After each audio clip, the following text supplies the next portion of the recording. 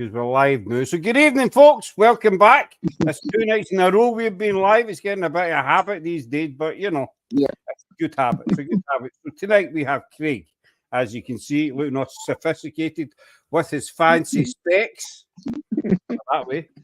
And we have our good friend from the land of the north back again, Liam from Highland Paranormal. Thanks for coming back, buddy. Apologies for cancelling the other night with stuff going on, and you know, it cannot be avoided. But even Facebook user, but thanks for coming in. Thanks for having me. No problem. I need to say that anyway because you're on, so I need to say thanks for coming in. Yes. But first off, I want to say a big congratulations to Liam and all his team for hitting 11,000 followers. There's your other half in. Yeah. The one that was waving round the door like that 2 minutes ago. Thank you. I know it's no all about followers, and that's no why we do it, but 11,000, that's a big number. Yeah, it's nice to be appreciated. And you know, we put quite a effort into the page. We've started doing a lot of ghost stories, local ghost stories, and a few wee videos as well, and things like that to up the content on the page, and that seems to be really, really popular. We did a story. You probably saw the phantom car from Sky. I have never seen a post explode in the way that post exploded. The amount of people who've actually witnessed it or know somebody who's witnessed it was just crazy. In fact, one woman contacted us and said that she saw it the other night. She set headlights and then they just vanished. So yeah, absolutely brilliant. But as I say, it's not about numbers of followers, but I mean, it's nice to be appreciated.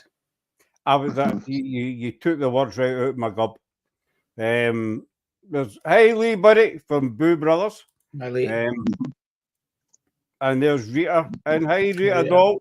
Just waiting on your other half saying hello. It's as I say, it's no about. I know there are teams out there, blah blah blah, that you know they're focused. So I need followers. Followers. You know, subscribe. That's all you hear off them. You know, but it's not about that. But it is nice when you see your number going up. You know, there's Eric in. Hi, Eric. Eric, buddy. Hope you're doing well. It is nice when you see your numbers going up, and you know you give yourself a wee pat because you know you must be doing something right. Yeah, you know, and folk are enjoying your content, shall we say? You know, and it's great to share what we do. I mean, you guys are the same.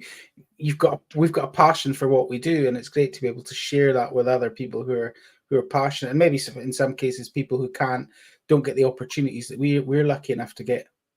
They're stuck at home, or usually maybe they don't drive, or you know, there could be 101 reasons why they don't get to go to, say, for I don't know, Greyfriars, whatever. So to read about it, you know, on somebody's Facebook and find out more about it, it's quite interesting, and it does help them a wee bit, you know. And I mean, your pages always get varied content. You know, you try and mix it up a wee bit, which is what we try to do.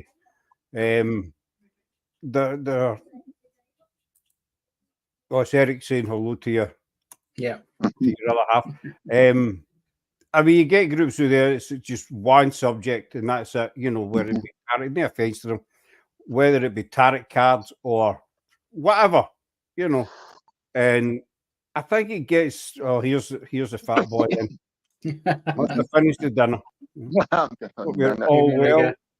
Craig, are you coming to the Gardongs on Friday? I am, definitely. I'll be there. The name of your street is Jane Danbury Gardens, right? So also it's a new build, you know, so it's quite posh.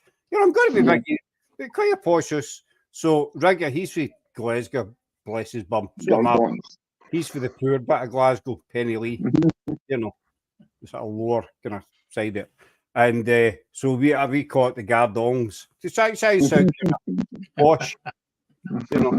So we're having a wee soiree on Friday. We're having a wee night off, and a couple of cans of beer might be open, and there might be a surprise live. I'm warning everybody now. You know, there might be a wee surprise live. I'm not saying, you know.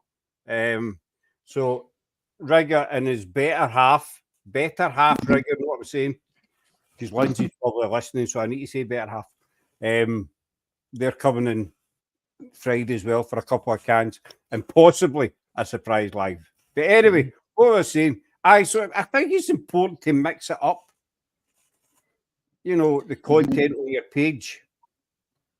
Yeah, I think we're lucky in Scotland in the fact that we have got so much history, so much folklore, and it's all interlinked with the paranormal, with ghosts, you know, and we've got the fairies, we've got, you know, witchcraft stories, we've got Nessie, for goodness sake, you know. So there's so much variety there, and people are passionate about all these areas, so it's great to share them. And I love sharing and it's the folklore and things like that, especially if it's a story I've never come across before. And there's some cool pages out there that, you know, are regularly putting stuff out as well, which we kind of reshare from time to time as well. So yeah, there's lots of good stuff to talk about. So it is good to mix it up. Did you see the photograph of Nessie the other day on Facebook? I can't remember what group it was, but somebody put a post up that they caught Nessie on camera. We discussed it on our live last week. It might have been us. Certainly, we showed the picture, the latest picture. It looks like really poor Photoshop. You know, yeah. If it's the one I'm thinking about, it's been in. I think it was in the newspapers recently. Yeah, it didn't look very convincing to me. I'm trying. I remember seeing it. It just looked like a brown stain on the water. That's the best way I can describe it. You know, yeah, I think somebody dumped a photo of a fish or something, and put it into nicked it and put it into the photo. Yeah, you know, it was clearly. It kind of resembled a Major Code Brown in the lock, if you know what I mean. That's the best way I can describe it, because I looked at it, thought, what the hell is that, you know? Maybe somebody was swimming, saw Nessie, got scared, and left just before the picture was taken, you know, leaving a nice brown stain. I don't know. I mean, I've been up and down the lock many times, you know, driving, and I've swam in it 2 or 3 times as well. And I've never seen it. I'm not saying Nessie does not exist, you know. I know that there is evidence there that there is something in the loch, but they've never identified, you know, as a dinosaur or, you know, all these theories, aliens and, you know, you name it, ETs and Loch Ness kind of thing. What's your take on Loch Ness? Because you're kind of right next door to it. Yeah, which is just along the road from us. So, I mean, it's fascinating. You could argue that the amount of people that have seen something, there has to be something there, and I personally would love there to be something there. You know, I've not seen anything genuine. I've seen a few things that are really interesting. I watched actually from Urquhart Castle one day. I think it was 3 possibly seals, a family of seals or something, going across the loch, and it was like 3 humps against the waves. So it was quite impressive, but I didn't want it. And then last year at Doors Beach at this end, I could see 3 black lumps bobbing around in the water, and wondered, what's this? And it turned out to be bloody divers. You know, but yeah, I think that it probably is. I mean, it's whether it's a large eel or I don't think there's a dinosaur in Loch Ness, but you know. Was it a platosaurus? I can't remember the name of it. Yeah, One of these big long names, you know. As I guess Scott, I reckon Nessie has more hair. Might have more hair than me, Sunshine, but he's not as handsome as me. I will add that right in.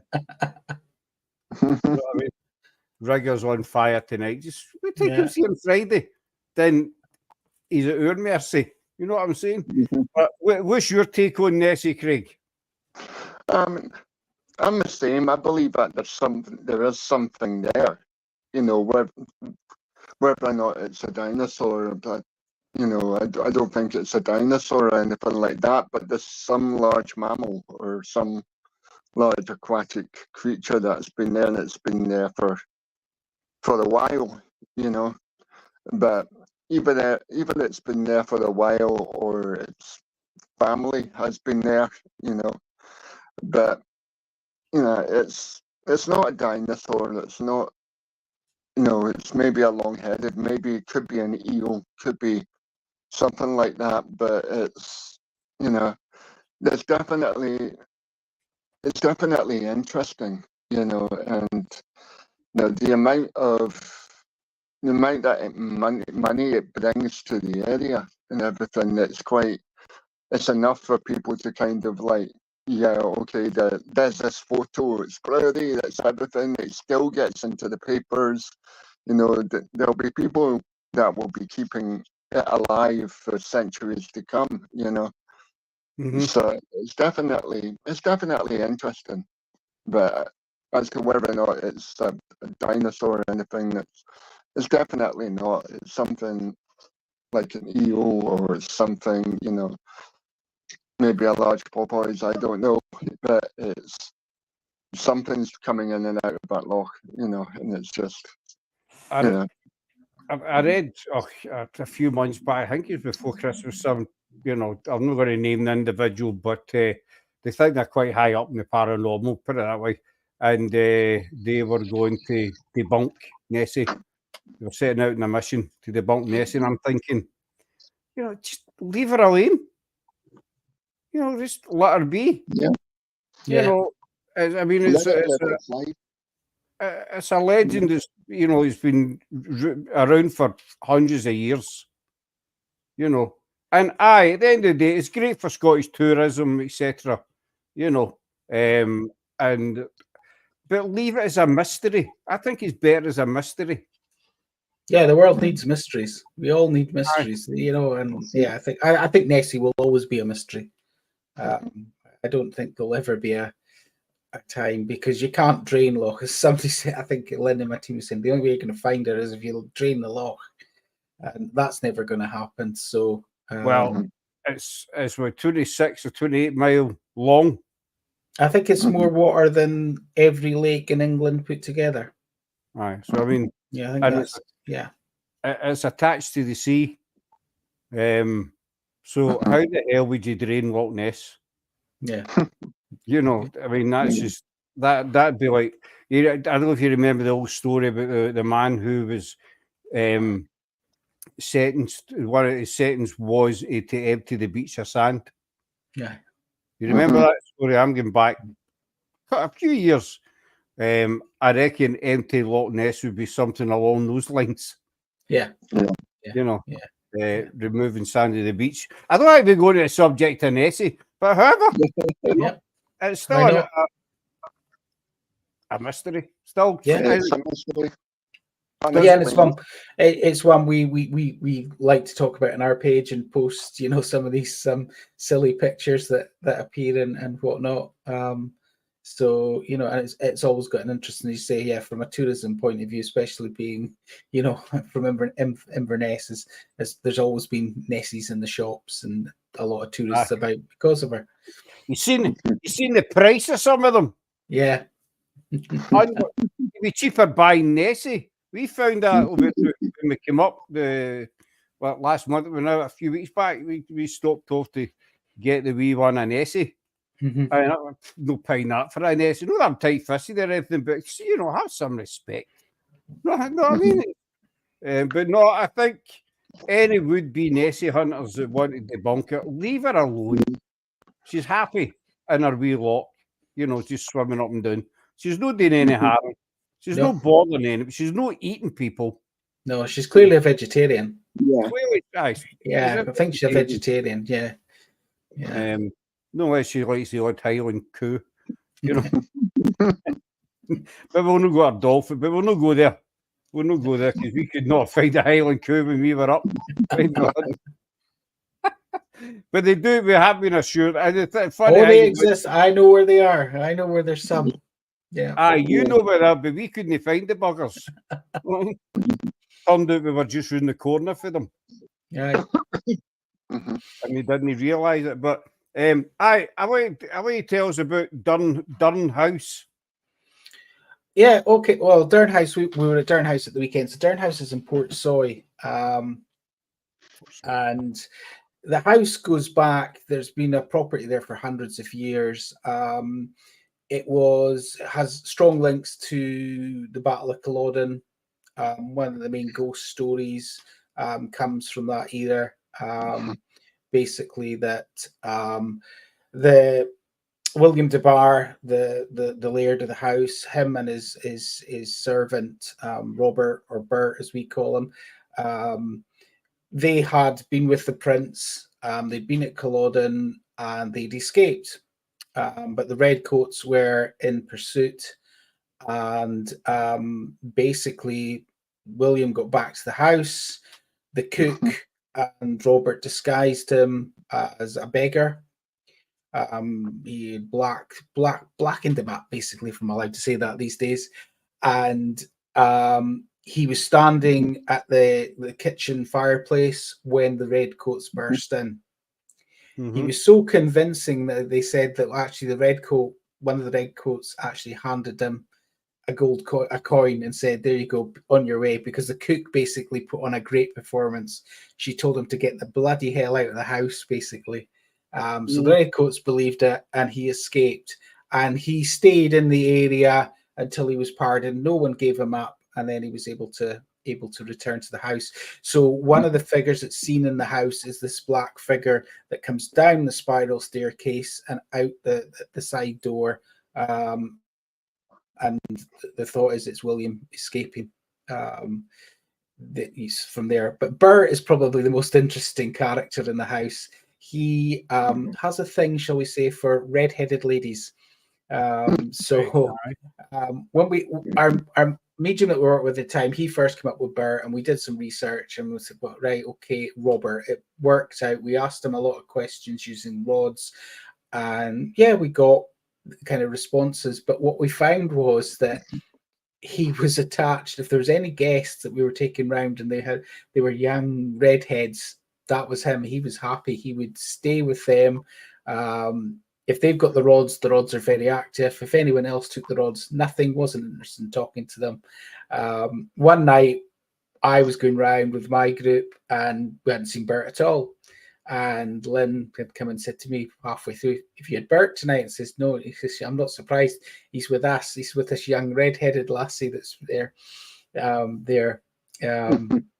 So Bert was, interesting. But the house is it's a beautiful house. It was actually derelict, and the previous owners of it, they basically rebuilt it from scratch. And it's a beautiful, beautiful home. Some really interesting activity. I was actually affected on Saturday night, which is quite rare. And it was funny. In one room, we'd actually gone in. We were doing some filming beforehand. At the moment, we're putting some sort of promo video stuff together for the group. And one of the team had actually been in that room, and she got basically a warning, and to watch that room. And a few of us were affected. I was actually, and I'm not joking, it's the worst I've been. I actually had to step out. People were actually saying, "You don't look well, you've gone pale." I had really bad headaches just in one corner of the room, felt like I was going to actually vomit. So I had to get out, and I was in a total daze. I walked down the stairs, and I was in a total daze. And I know you probably both have them, guys, the paranormal hangovers.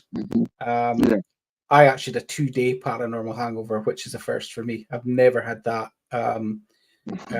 before. Yeah. So very, very interesting. And both groups in that room had similar activity. But what was most interesting was that we actually have a theory that we think it was a gentleman that was in the room, and what he was actually doing, he was using our energies to actually do things for us. So it was quiet. He kind of drained us, and then cat balls would start going off, rods would start spinning, and all sorts of things. So, yeah, I suppose it's be careful what you ask for. See, the paranormal hangover thing, you know, I know some people think it's just, you know, all the crap, basically, you know, but, you know, we've all had it for, you know, whenever it's at some point or another. And as you say there, Liam, you know, that this gentleman was draining you. I think it happens, and that's just my opinion, but I think it happens because obviously when you're doing an investigation and you're getting activity, whether it's through a K2 or whatever, if you're getting activity, you're actually, you know, the spirit's feeding off your energy, but you don't realize it because you're that focused on the investigation. Yeah. And it's the next day when your body's trying to play kind of catch up. You know, you wake up and you're just totally shattered. And you know why? But I think that's why, because your energy's getting kind of sucked out of you the night before. Oh yeah, I mean it's I mean, I actually started to get chest pains, and that was I've got to get out of here now. I don't normally get concerned. I can normally handle it. You know, I might have to sit down, carry on, but I actually thought, no, I have actually got to get out of this room now. You know, and when the guests are telling you, I think you should leave as well. You kind of know, and it wasn't just me that was affected. One of the guests that was with us, he turned out to be quite sensitive, and he was affected in a couple of rooms. Richie from our team, who I don't think's ever been affected before, he was affected in that room as well. Kyra as well. She could feel it in the room as well. So, and Claire as well. So there was quite a few of us felt it in that room. And it's actually the first time we've investigated. Certainly, I'd investigated that room. I don't think I'd ever even been in that room before. But yeah. Yes, it was. But I mean, as I said, I kind of recovered and carried on, and completed the evening. But it's a couple of times before I've had that. But yeah, the paranormal hangover is definitely a real thing. I mean, we've all had it, and I think you're right. When we're in the zone, we're using our energies. I think, you know, the theory is that spirit is using our energies. Certainly when we're doing things like dowsing rods and things like that, you know, most definitely. So yeah, it's really, really weird. The week before we were at Pool House, and you'd have loved this one because they've got a Mary Queen of Scots exhibition on. Oh, Sarah, now this is on till October. I think it's October the 26th it's on, so it's on through the whole season. This is from a private collector, so it's not stuff that you would see normally. There's a lot of replicas, but there's a couple of genuine things there. There's a lock of Mary's hair, and there's also some embroidery that she did while she was imprisoned. We did a rod session there, and we did it in the exhibition, and we got, is there anything in here that belongs to you? It pointed to the lock of hair. And I thought, oh, no. So carried on, and it's the first time on the rods that I can truly say I could feel almost conflict, but I could feel the energy in the rods. It wouldn't tell me anymore. I asked further questions, and there seemed to be a conflict as to should I or shouldn't I. But the rods were kind of vibrating during that, so it was really fascinating. But yeah, it's a wonderful location. It's another one. I think we possibly spoke about it before, Scott. I mean, it's a Clan Mackenzie hunting lodge. It was the headquarters for the Arctic Convoy during World War II. Winston Churchill's been there. So, you know, it's got a really, really lot of history again. It also had I suppose it's a Victorian scandal in a divorce that was requested, and that actually went as far as the House of Lords, involving Mina and Osgood Mackenzie, who actually set up Inverview Gardens. But basically, Mina left Osgood shortly after she gave birth to her daughter, left Osgood with the daughter, and she basically locked herself up in Pool House while the divorce was argued, because it wasn't a thing he got back then. And she was there for about 3 years, and the banister is carved almost all the way down to the bottom, beautifully carved, and they say that she carved it, but as soon as she got there, yeah, you're good to go, she was out of there and back home to Liverpool.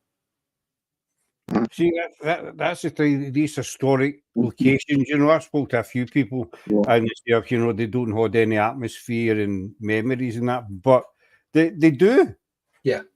You know. And I mean, Pool House has obviously got the Titanic story, which I think I have told you before. You know, and that's a fascinating, you know, activity for somebody external to the property. So I don't know, Craig, if you know the story, but basically what happened there was, we were first called in to look at Pool House. It had been a hotel before COVID, but since COVID, it's basically just been open to tours. It's got a lot of wonderful items, and each room's kind of themed. So one of the rooms is now, it's like a children's bedroom. It's got all the vintage toys, dolls houses, but it's got a Jacobean bed. And the Jacobean bed was in use when it was a hotel. But they basically had a problem in that majority of people that stayed in there reported activity and never lasted the night. And one poor gentleman, actually, he came out and in the middle of the night fell down the stairs, and he passed away 2 weeks later. Now, it wasn't just as a result of falling down the stairs, but the owner, Liz, then decided that she had to stay the night to find out what the hell was going on. And she went to bed. She was woken up by the sound of people running in the corridor outside. She thought the house was on fire. She got up, opened the bedroom door, nothing, silence, went back to bed. She then started to hear the bed sort of felt like it was starting to shake and tilt. She could hear things banging about, like furniture moving. And then she heard an almighty clatter against almost like the room behind the headboard, as if something really heavy. And at that point, it shook the whole room. She was out of there. So spin on a few years, they had a guest in who had walked in, and he said, "I'm picking up on 2 little children here." But he says, "My daughter, she's bedridden, but she's a lot better as a medium than I am. Could I send her a couple of photos?" So he sent the photos, and she came back and said, "Have you got any links to the Titanic in your house?" She says, "What I'm getting is the night of the Titanic, people running outside in corridors. You then got the bed starting to move because the boat's starting to tilt, furniture starting to bang against walls, etc. The 2 children that are in the house are from the Titanic, and they're drawn to that room because of the dolls and the toys and whatnot. But also because the house has got its connections to Titanic, so it's got Titanic memorabilia in it. So it's all linked together. So it's an absolutely fascinating story. We've caught a child's voice on a spirit box in that room. One of the dolls was found on the floor with its boots off. So yeah, just absolutely fascinating. And what gets me about that one is I'm not aware of any other stories where almost like people are being drawn to a location because of 2 separate things. Obviously, the Titanic link was where the children were, but they're actually drawn to the house more because of the toys. Yeah. It's a strange one, isn't it? Yeah. Yeah. Yeah. I don't know. I don't know how you'd explain that. You know, basically, are the ghosts influencing what's happening? You know, the whole feeling of the Titanic and the people running on the stairs. Is that their memories? You know, that is influencing the atmosphere in that room. Yeah, I mean, it's this replay, isn't it? It's a replay of that night, and are they projecting that, as you say, Craig, that those energies across? It really is. I mean, if the person had known anything about the house and the backstory, they could have possibly, but the owners weren't aware of children.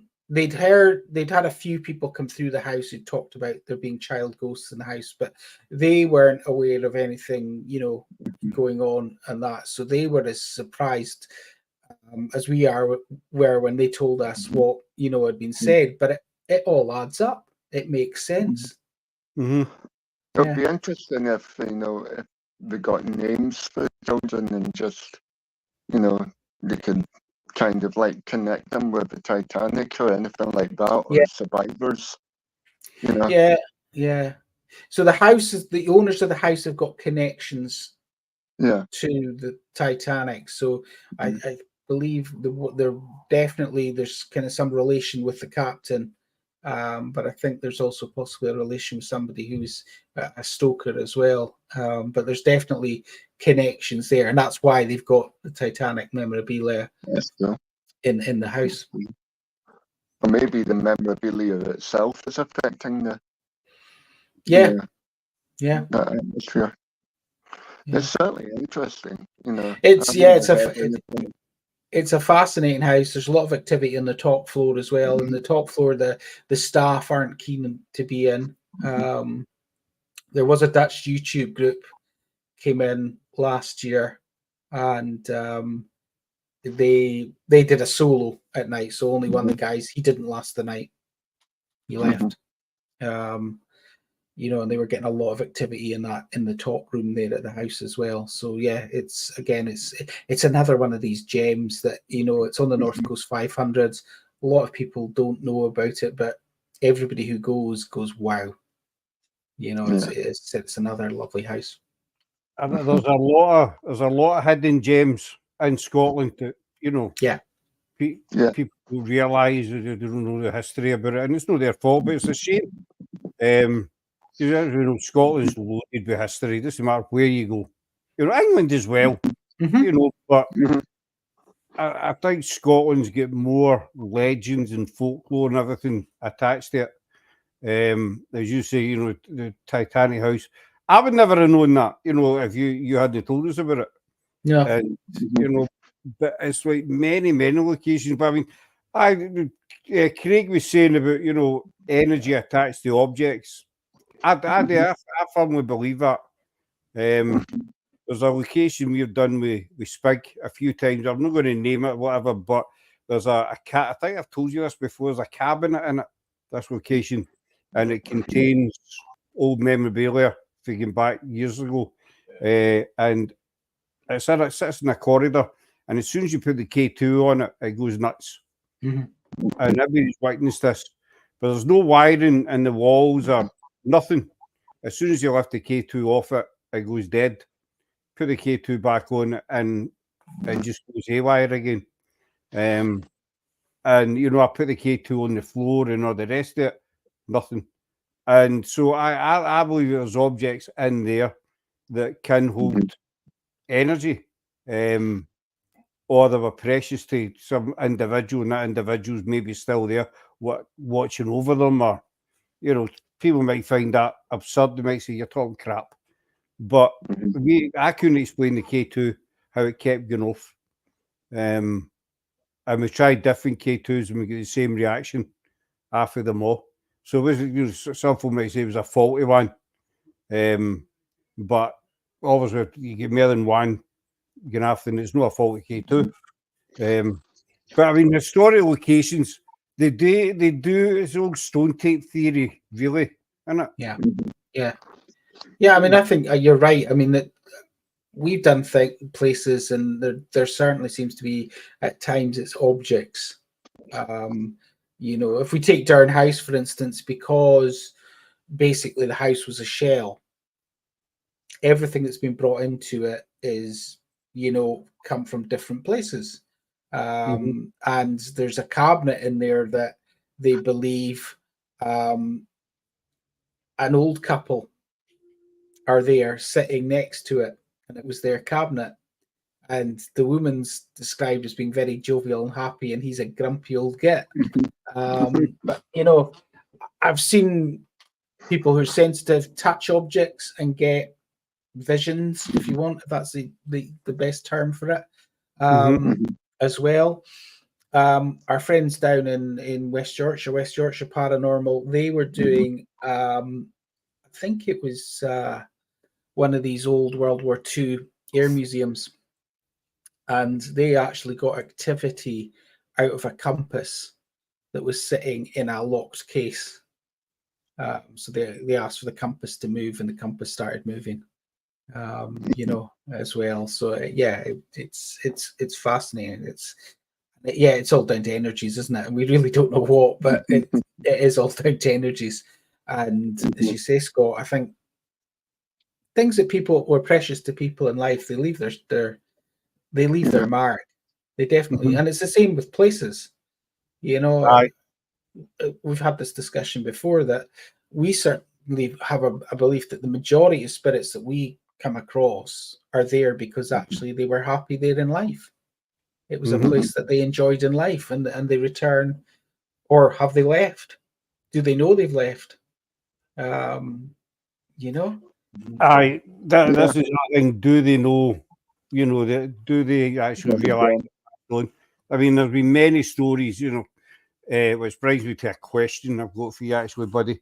As concerning an investigation we did at Loudon, and it kind of perplexed us. We get asked, a clear EVP, are you ghosts?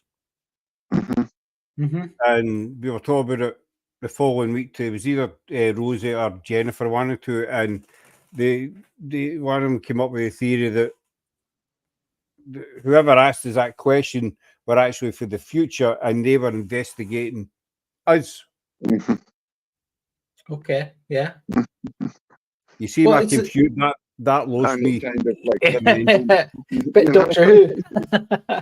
I mean, we've discussed on our lives about time slips, and two different times basically coming together.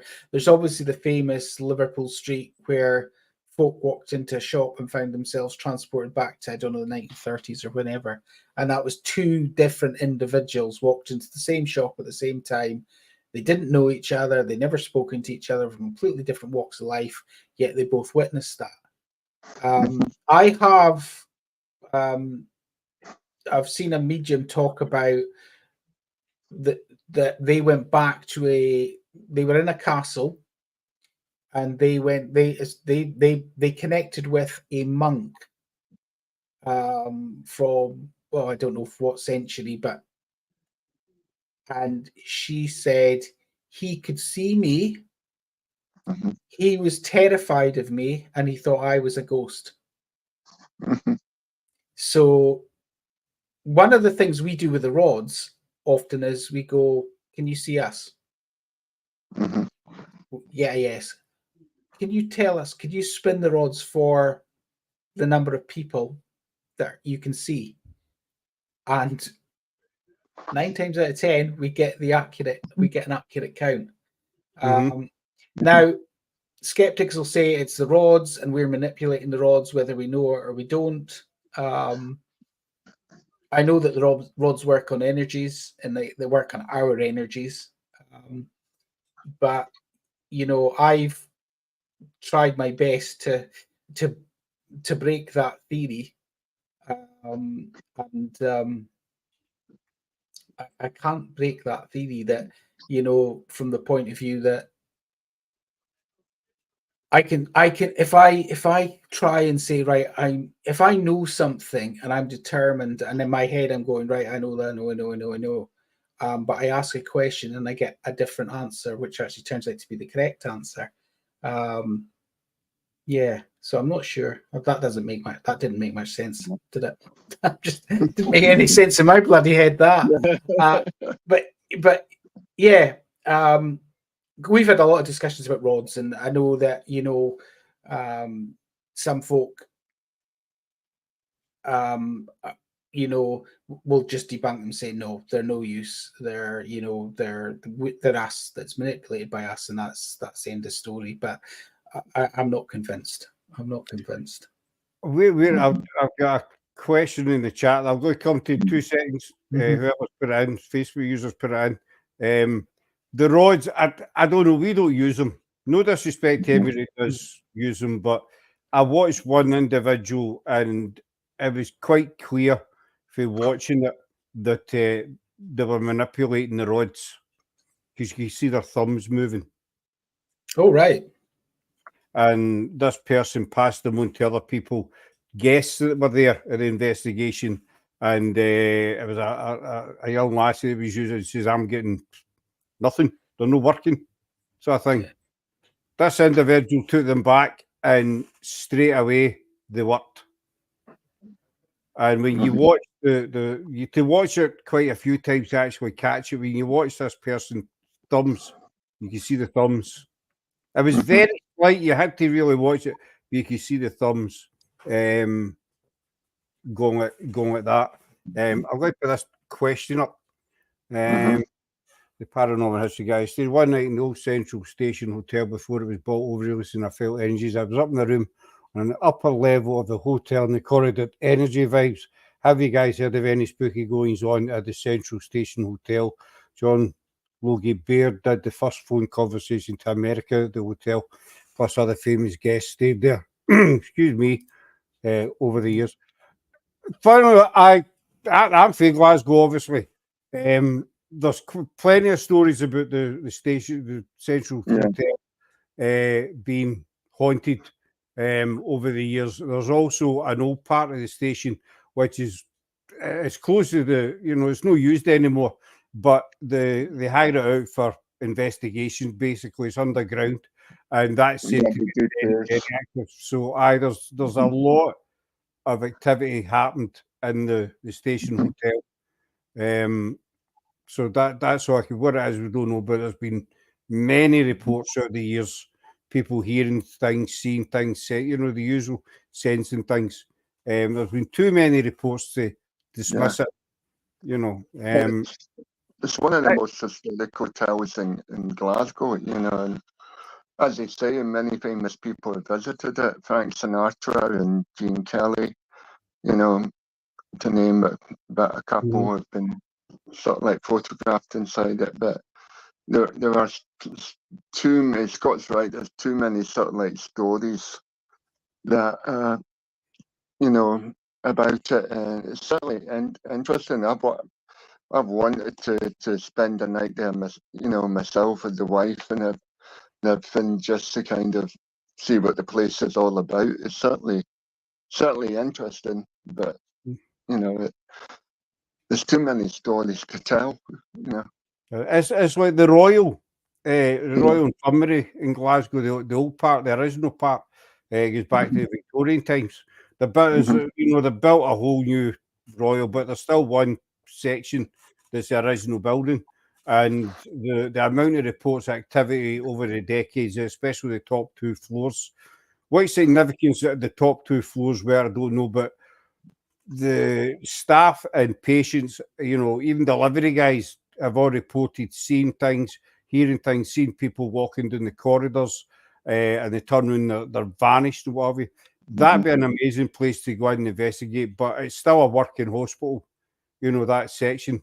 So it's important. We can't get into investigate it, but the Royal Infirmary in Glasgow said to be one of the most haunted buildings in Glasgow. There's many other ones, Transport Museum, Kelvin Hall, art galleries, the list is like that, but the Royal Infirmary comes top, and obviously the station is near enough the top. Andrew, I have the same problem. My name does not appear, so I put name at the end of all messages.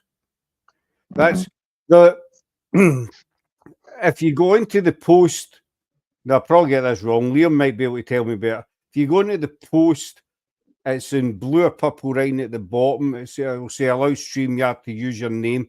If you click on there, then your name should come up. I hope I've got that right. I understand where you're coming from, but Roz, I had the same point, but then I got something learned how to use them and was amazed. They do what, you know, I've watched other people use them. And they do. In fact, I watched a program of one of our future guests, she was on TV the other night, and she was actually using them. And the first thing I look for now is the hands. You know, are the hands moving, twitching, whatever? Yeah, the rods we use have independent handles. So you've actually got you don't touch the physical rods. They're in a kind of, you know, barrel handle as well. I've had some comments about, oh yeah, but you can see your hands moving doing that.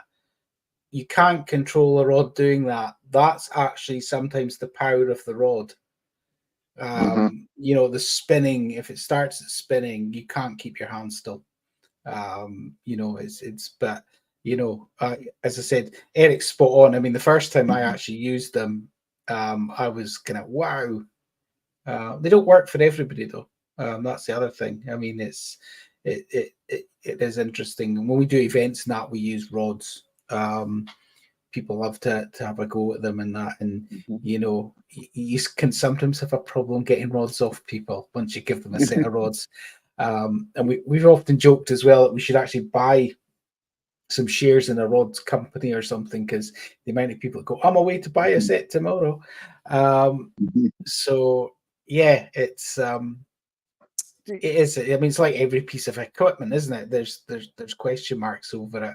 And when I introduce them, you know, I always say to people, and I'm going to tell you right now, no, I don't know how they work, you know. But I know that you can subconsciously ask a question and they move. So, you know, it's not, you don't need to be thinking out aloud, or, you know, you can actually go and, you know, they seem to work. And you know, that's a good point, Liam. Means, you know, obviously investigations, you ask your questions out loud, but I think one thing that people tend to forget is you don't need to ask out loud. You know, you can sit there and ask, you know, subconsciously, as you say. Spirit will still hear you, they'll still understand you. You know, and whether you get an answer at the end of the day is really down to them. But just, if I get back to what you were saying, you know, spirits being around and being attached to certain objects and, you know, buildings and stuff like that. And I know you're spot on there. You know, I mean, one prime example for me is the Tower of London. Well, there's two: Tower of London, Hampton Court Palace. You know, when you get into the Tower of London, I don't know if you've been or no, Liam. No. I don't think Craig's been. I've been 3 times, I think, and it's a fascinating place, you know. They let you out. They let me back out, aye. Yeah. Aye. They couldn't find the key to lock the door, that's how I get back out. They went in through the Traitor's Gate of the Tower of London. That's, you know, that's a hard up to there in water. Right. You know what I mean? But you can feel the atmosphere. I'm only using these. I know there's loads of buildings in Scotland, but these are the two that kind of jump into your head. You can feel the atmosphere in the tower. Obviously, the tower's got a long, bloody history. It's got a good history as well, but the majority is quite bloody. And when you get into some of the rooms that used to be, they were used as cells, etc. You can it could be psychological because you know the history. You know, so if you get into a room and this used to be a cell, you're kind of expecting a kind of dark, you know, miserable kind of atmosphere. So it could be psychological, but you can definitely feel that there's an atmosphere in the place. Hampton Court Palace as well, especially the Great Gallery, you know, by Catherine Howard. ran to try and beg for her life, basically, after Henry VIII. There's an atmosphere in there as well. And I don't think everybody feels it, but when you go in, if you stand for long enough, you do pick up on a kind of, no miserable, kind of sad atmosphere. If that makes sense. Yeah. You know, and I mean, there's plenty of buildings up north, especially. There's plenty of buildings like that up there. You just need. Well, Greyfriars is another place. Yeah. You walk in and you just, it's like stepping back in time. You know. Yeah. Well, Culloden Battlefield's another prime example. I mean, so many people report, you know, the atmosphere of Culloden. You know, and is it our subconscious because we know what happened there? You know, but or is there more? I was going to ask you guys, the more you do this, do you think you become more sensitive to it? So you're more attuned. Yeah, I think you do. The more that, I mean, it's like in places like graveyards and things like that, there's always going to be an atmosphere. You know, in places where, you know, there's been a tragedy or loads of tragedies, you're always going to get a sense of that history. But I think the more that you do it, the more that you look into the history, the more that you do the sort of like the paranormal side, you do become a bit more, maybe not attuned to it, but a bit more affected by it. If you know what I mean. You mean you can, your emotions can get affected, you can go down, you can get sad, you know. I mean, I've been affected numerous times by going into Greyfriars. You know, you feel heavy, you start to feel heavy, you start to feel down. You know, I've had that in numerous, you know, cemeteries like Loudon and everything. That was a more recent example. We did a couple of lives, a couple of things at Loudon, and I came away for about 2 or 3 days afterwards, I was in extremely bad temper. I was extremely, you know, I was extremely irritable and down and sad. And yeah, I think that, every place will have a sort of like an atmosphere, but you know, and if you go to them numerous times, that will affect you, and it makes you more attuned to, you know, to that feeling, to the emotions. You know, you come to sort of like know what emotions you're going to get. You come to not expect it, but kind of vibe of it. Okay, I might get this emotion. I'm going to feel this, and maybe that's kind of like what makes the emotions more sort of like emotional, so to speak. You know, but it's definitely something, you know, that does come with doing it loads of times. You know, you become more attuned to the emotions surrounding that place. I think you're correct. Yeah. I've often described it as a barrier. Yeah. You know, when you first start out in the paranormal, you don't know what's going to happen. You know, you've watched numerous ghost shows, etc. You know, and you've seen all these things that supposedly go on, but subconsciously you've got that barrier up because you know your mind's been, how do you put it, when we're young, you know, we're say that we're more perceptive to the paranormal because our mind's not been influenced by the world then. And then, you know, as we get older, our mind gets more programmed, whatever way you want to put it. But I think when you start doing paranormal, you kind of believe, but there's that kind of barrier still there. And the more you do it, and the more wee bits and pieces of evidence you get, or you know, a personal experience happens to yourself, that barrier gradually comes down. And I think the more that barrier comes down, the more attuned, the more sensitive you get to spirit, because spirit then sees, you know, well, you know, he's a kind of, his barriers down basically, you know, so we can talk to him or we can whatever. Does that make sense? Yeah, I think that, yeah, total 100%. I mean, I think that kind of sums up where, you know, when I started out very skeptical, wanted to debunk everything, and I still do want to debunk. Don't get me wrong, but I am much more open than I used to be, and that's due to experience. Also, people I've met as well. And after what happened to me on Saturday night, you know, I've been doing a lot of thinking about that as well, you know, and thinking maybe I need to do something to, you know, get a bit of advice on, you know, how I should be kind of protecting myself, for want of a better, you know, term, to ensure that, you know, I can actually, you know, push away if required. But yeah, I think it's Scott. You summed it up perfectly there. I think, you know, that's exactly what it is. The more you do it, the barrier comes down. The more you believe, the more you visit the location, Craig, the more you kind of in tune with that location. And as we've talked about before, Scott, we're both firm believers that the more you go to the same location, the more the spirit trusts you. So yeah. It's kind of like the more you get connected, if you do a building quite a wee bit, you become sort of like almost, it's strange to say, but like friends with the building, you begin to trust it, you begin to open it up to it.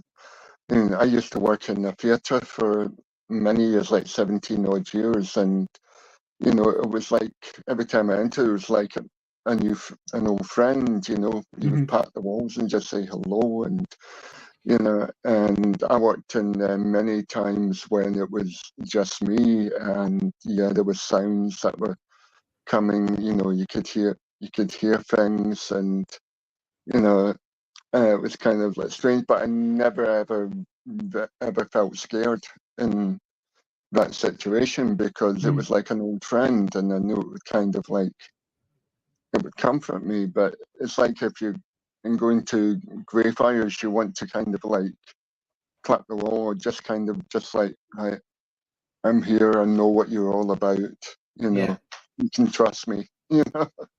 Well, and, you know, it's because it's loud and cut, and no doubt it's with yourselves a pool as well, Liam. You know, we've done loud and cut for 3 years now, something like that. You know, we've done, I don't know how many, we lost count investigations, but we did get to a point where everybody in the team felt that the atmosphere shifted. That and some people might think I'm talking crap, but you know, before the shift, as I'll call it, it felt like the spirits there were apprehensive about it. They weren't sure. They were holding back. We knew they were there because, you know, with various bits of evidence, and with other teams came along with us as well and investigated, and they picked up on stuff. But we felt that there came a point where the atmosphere shifted from apprehension to, oh, it's yourselves. You're back. Yeah. You know, it's nice to see you. Whatever. Because, I mean, the girls used to be petrified to go down the back end of the cut. They would not get near it at all. very dark. I mean, they felt it very dark. They felt there was this male presence, just didn't want them there. But then after the shift, they were quite happy to get. In fact, I took Laura in one night and left her for about 20 minutes, half an hour. I don't know. I was in the car. I didn't go to McDonald's or anything like that. You know, I didn't go home. The thing is, he didn't tell her she was being left. He just went up and left. That's it. Right.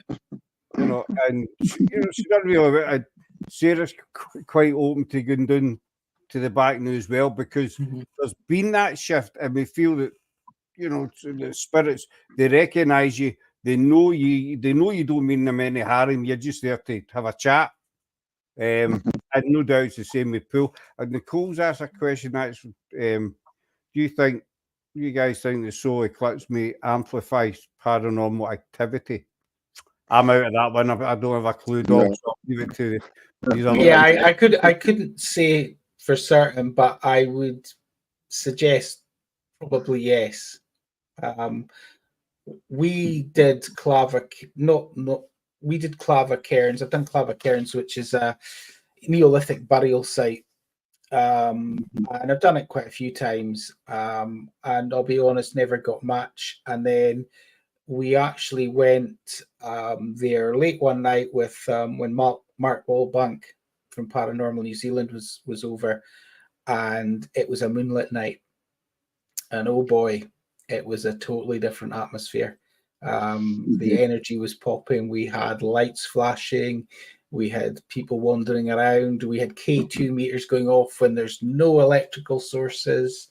It was absolutely fascinating. So possibly, yeah. I mean, we're doing it. We're actually doing a private case just now around a meteor shower. Where the lady actually, and she's got a photograph of, it's like a coloured cloud. It's like coloured gases, and she said she kind of got the sense of an electrical buzz. And the photo that we got appears to show actually a horse. And no, we're back. Are we back? Yeah. Yeah. You're still there, Scott? Still there? I don't know what happened there. The three screens just went, you know, we turning circles thing. Oh, that's okay. I've been blethering on. Yeah. I thought we'd lost it. I say our lives just went down, but it's bad. I don't know what happened there. No, we never went off. I don't think we never went off. We didn't go off at this end. So I was saying this coloured gases or cloud, as I said in the image, it appears to show basically what she believes is a woman on horseback. But anyway, what she actually described to us was this happened outside, and she put her hand into it. And she said it was almost like going into another dimension. She says something did that, and at which point she withdrew, and then it vanished. But she's convinced it was due to the energy of the meteor shower.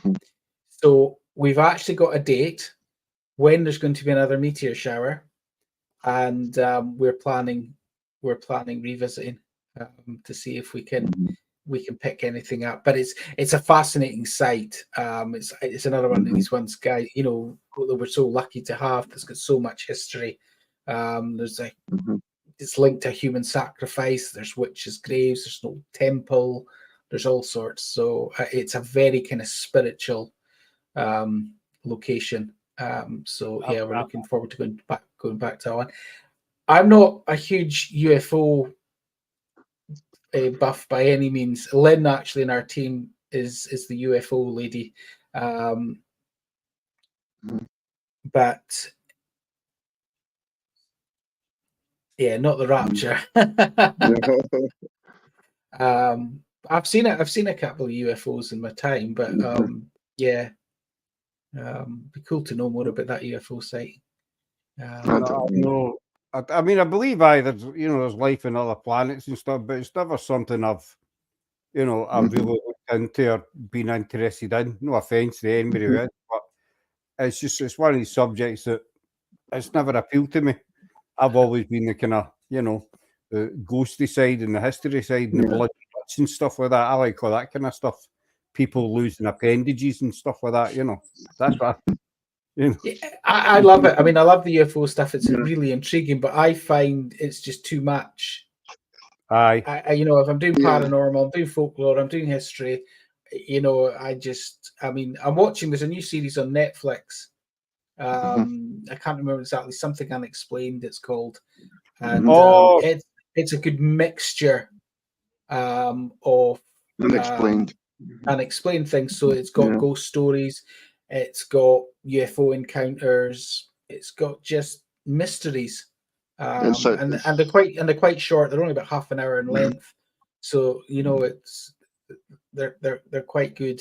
So there's been a couple of UFO ones. There's been some couple of UFO ones in that which have been really really interesting.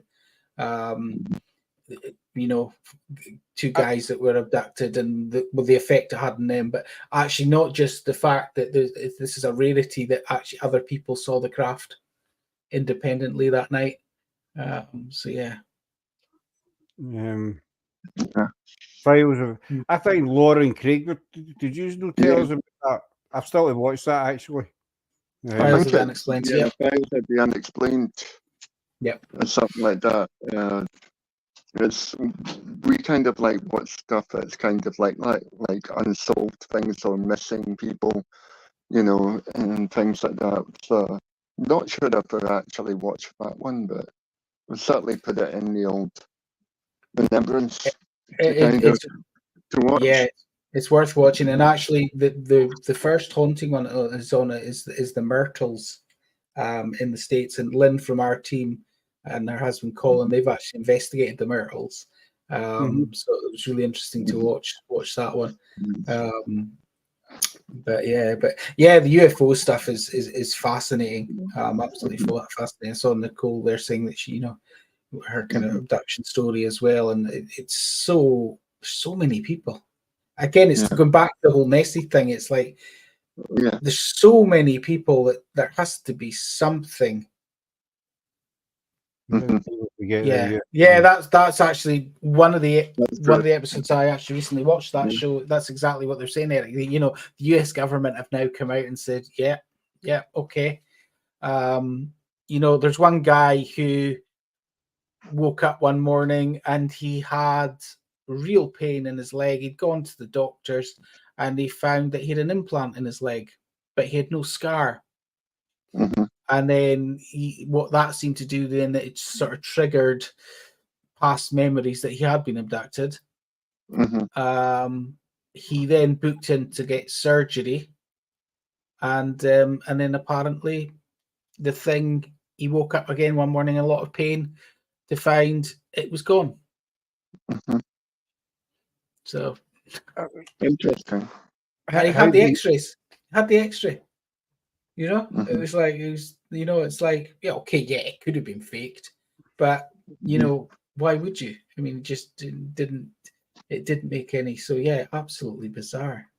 If it didn't make any big headlines or anything like that, it'd be.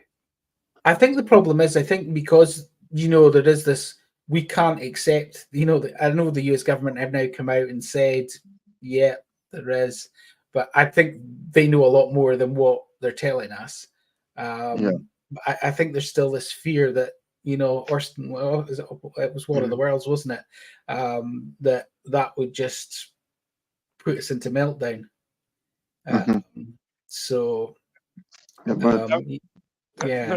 There's some channels out there I've watched them, and they're just so bizarre. Some no TV channels, just on Facebook and stuff like that, groups, and they say the end of the world is coming, and last year that was it weather balloons or something over America. The Chinese weather balloons. These two individuals were saying that these were alien craft scouting, the Earth for invasion and stuff like that, and they had it, and it turned out to be weather balloons. It's where you get. Or that's what the government's telling us. Chinese spy balloons. Don't you start with the big conspiracy. Actually, that unexplained show actually said that I think there was 5. The US government have only confirmed that one of them was a spy balloon. They've actually said they don't know what the other 4 were. So was it not Roswell that was kind of explained as weather balloons as well? It's like he actually sort of like printed a picture of just like a weather balloon that they kind of like shot down, and it was like the US Army that was there. So it was explained, the US Army explained it as a weather balloon as well. It seems to be the go-to type of thing. It's a weather balloon. So I believe that there is life on other planets. You'd be pretty thick to deny the existence of aliens, you want to call them that, or whatever. There is other civilizations out there. Have they visited us for a wee look and stuff? Probably. If they've got the technology to come here, then I guess they've had a wee journey and had a wee look around. And personally, if it was me, I'd bugger back off. Well, I think that's probably what they've done. They take one look and thought, God Almighty, thank you, we're off. This planet's screwed. Who's It'd be, next on the list? You know, let's go to Jupiter. Have a wee look there because it'll forget be like what car drivers do with a crash. They're just like, oh, there's a crash. We'll just slow down as we pass by there, and then kind of just speed off. And it's just like, oh, look at that little stubbly planet. I'm just going to slow down. Oh, it's a bit mental. Okay, boom. Say Go the off. exact, keep going, keep going, keep Yeah. going. Don't stop. Don't land for God's sake. We're probably tiny in the scheme of things, so we're probably just Yeah, we're very, very small. Can they take Boris Johnson the next time they come? Right, do something I here, but I'm not getting into politics. But you know that I can talk about He's here, probably but, one of them that they dropped off, you know. well, if he was an alien, that would explain a lot. aye, he was the one that they did the wank. So that we'll dump him in earth. Have you seen the nick of the place? You know, dump him there anyway. Though he'll blend right in. Aye. Here's an approximation of a human, what we think a human it looks and acts like. Okay, right. Just plonk him down there. You know. Aye, stick a wig on him, we'll be fine. You know what I mean? Get back to the paranormal. We seem to be getting out of this world. Get it out of this world. No, Yeah, a wee joke. not bad. Not bad. No, that was a bad joke. I will admit that was quite a bad joke. You're saying about places that you know kind of hold atmosphere like Culloden. We're Thursday. We're going back up to Stirling. As you know, we started working on the Wallace Trail. Yeah. And Donald all in the same ship. So we're getting back up Thursday because we tried filming at the monument, but it didn't quite work out. Too many tourists, you know. But long story short, when we were up last week, we found out that the actual battle of Stirling Bridge took place on what is now a rugby park, Right. Stirling Rugby Club, and this was the actual battlefield. And it sits right beside the River Forth where the original bridge was when you know Wallace collapsed the bridge. And I'm not going to get into it because you watch the Wallace Trail to find out. But anyway, so I've been in contact with the rugby club, and they very kindly gave us permission to go up on Thursday and film on the actual pitch. Awesome. So I'm just wondering if there's going to be an atmosphere there because that is the actual battlefield. I know a lot of people think the battle took place at the actual stone bridge, but that stone bridge was built in the 1400s, way after the Battle of Stirling Bridge. So I was thinking, you know, is there going to be an atmosphere on that rugby pitch? It'll be interesting. It will, it'll be interesting because, okay, it doesn't look like a battlefield, but it's a battlefield. So, Yeah. I'm intrigued to find out what you guys find and think. I mean, even though there are different things there, now you're still standing on more or less the same ground. You're still standing on more or less, the same place. The surroundings might have changed, but the ground might not have changed that much, and so it'll be interesting. Sorry, Liam, when you go. I was going to say, it'd be interesting to know if there's been any reported sightings of anything. I don't see. We actually only learned last week that was the actual battlefield, and we've no had time to actually look into it. But now that you've mentioned that, we should actually look into see. I'm hoping to have a chat with some of the people for the club on Thursday as well when we're up, and I'm going to ask them if there's been any, sightings or not, sounds, whatever. They say Culloden, people have reported hearing the sounds. Yeah, I mean, people have reported seeing things there. So there is a few sightings of various things. You've also got the Phantom Army, which is heard marching the night before to Nairn. And so, people definitely, and other battles I know around the Highlands, on the date of the battle, there's a lot of stories about people seeing things.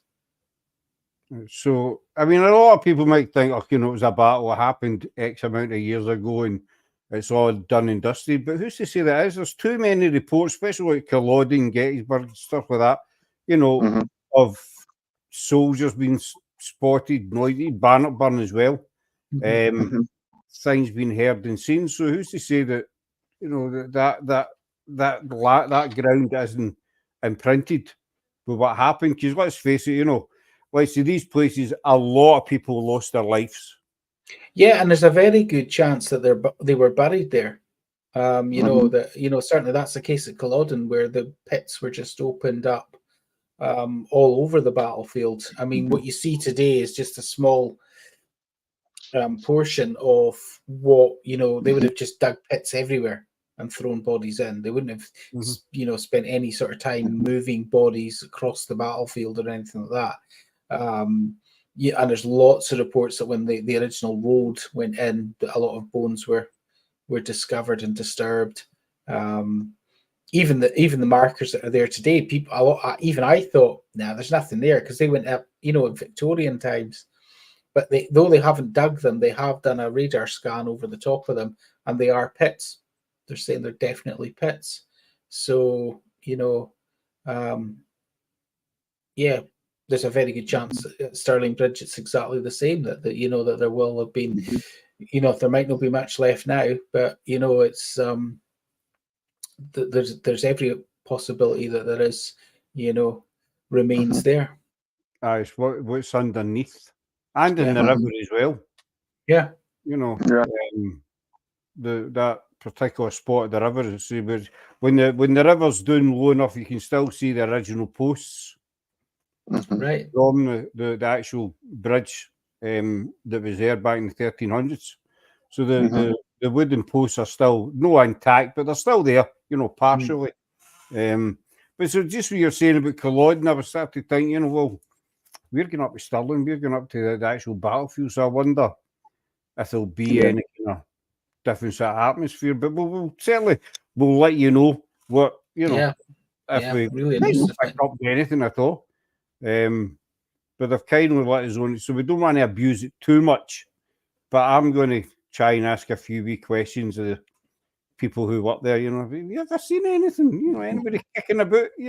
Anybody squealing or screaming, whatever. But so you're starting a new podcast thing next month, next month in May. I mean, basically, it's to try and make, as you will know, make StreamYard pay for itself. We were using it just basically for our virtual meets, and we thought, well, we could start using it a bit more, get folk on like yourselves.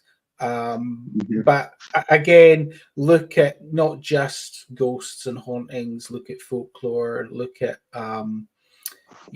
Scotland in general, and focus on that kind of thing. So we've got Eileen and Nicola coming on as our first guests. Lovely ladies, lovely ladies. Probably the Celtic Queens of Paranormal. So yeah, we're gonna have them on as our first guests, but we've got more lined up. We also want to get some of our followers on to tell us their experiences as well. So it's going to be a real mix. I am going to ensure it doesn't clash with your show. Our first one's it won't. I'm very mindful of other shows, and I don't want to clash with other shows as well. So our one will probably move about a bit. I think our first one's on actually 7 o'clock. I think it's the 9th of May or something. But yeah, as I said, it's just something else. We're trying to keeping the page ticking over as well, and trying new things. As I said, we've been very lucky in Lynn and Colin's team. Iona is she's an actress and whatnot, but so she's been around. She's done drama school and whatnot. So she's been filming us at both Pool House and Durn. So we've got some video footage that we're going to put together. Or she's going to put together. I saw a little bit of it on Saturday evening. It looked really, really good. So that's something that just gives us, again, to show people what we do, and hopefully open a few more few more doors as well. Hi, Shannon. So yeah, it's all go. We've got a top secret thing happening on Thursday, which we'll tell more about on Thursday. You just hate see when people say that. Yeah, You know, no, sorry, I couldn't help myself. There's I something know. happening on Thursday, but I can't tell you because it's a secret. So, well, Yeah. why tell us in the first place? Just let it Yeah, I happen. know. Just a You know tease. that- Just a tease. That's what it is. It's an old Yeah. fishing line coming out. I'll tell you afterwards once we're off. I'll tell you once we're off. Maybe secret. But yeah, so we're returning to an old location on Thursday. I'll say that much for now. Yeah, it's we're just trying to keep busy, Scott. We're going to be focusing more on ourselves over the summer months as well. We've done these events, but we've done a lot of private work this year, but we want to get out and about and do some locations as a team. So we'll be revisiting places like Ruthven Barracks, as well as some new locations. We also hope to go on a road trip to Edinburgh at some point this year. We've been talking about that, but yeah, it really does depend. We booked Castle Fraser in Aberdeenshire again. We're just getting the paperwork finalised for that one. So that's brilliant last year. So we're really looking forward to going back there, and that's a fundraiser for us. So that's to to fund the team to be able to go away and make road trips and stay over and whatnot. So yeah, looking forward to that one. And we'll be back to we're back to Pool House actually on the last day of the Mary Queen of Scots exhibition. She would love that. But no, it's good that you're starting the podcast, and as you say, it's to keep the page ticking over and what have you. Yeah. It's shared passion, isn't it? I mean, it's to share our love of what we do. Aye, exactly. And it's to be, when we started out, we never actually intended to do podcasts. It wasn't, we'd never done it in our life before, so we didn't have a clue how we do it, what have you. And our first two or three was a total, they've been doing the toilet, they were a mess. I'll be honest, they were absolute, it's after 9 o'clock, they were absolute shit, basically, excuse the French, and, but we kind of started at the right time, but the wrong time. We started just before the second big lockdown came. So we only got a couple of investigations, and then, Boris was right, he's a staying in. And so we thought, well, what we going to do? So we thought, well, why don't we just start talking to people? And everybody was stuck at home. And it sounds big-headed, but it's worked out really well for us. And as you see, Liam, it's a way of sharing experiences, knowledge, stuff like that. And it's we've spoke to people that we would never have spoke to had we not started this, yourselves included. I need to say that because you're on. But yeah, but we were saying before we came on, I mean, the guests that you guys are getting on are brilliant. I mean, they're some folk at the top of the field. And it's brilliant to see, and it's brilliant that these guys, are happy to do it as well. It's quite humbling because there is certain individuals out there in the paranormal, especially in the more entertainment side of it, who have got such big egos. They wouldn't be interested unless there's a dollar to be made. So yeah, it's really, really cool, and I'm certainly looking forward to the couple of months that you guys have got coming up. Well, thank you. No, we've been quite. I don't think we've had anybody ever knock us back. With one person, we had to reschedule them, and they took the humph. Right. This was way last year. Say, well, I'm not going to appear on your show because you've rescheduled me. Well, sod off then. Yeah. Simple as that. I'm not going to beg you to come on. I rescheduled you for a genuine reason, but you don't want to come on then go, go and dig something up, whatever. But we've been quite lucky so far to date, that people say, when is it? When would you like me on? Send me some dates, and we have it. It sounds a bit big-headed. It's not meant to be big-headed, but we've had some David Espinosa, Craig Arns with TV shows on, and these people they are busy, in their own right, and for them to turn and say, "Aye, sure, yeah, I'd love to come on," it does. It's you never expect to get them. And I'll be honest, I see a lot of your guests on TV or I'll see them on Facebook and I'll just mail them. And that's it. Say, hello, would you like to come on? And mate, today they've all said no. And even with the Wallace Trail, we've got David and Craig that are advising us on that. And they're in the middle of making another film.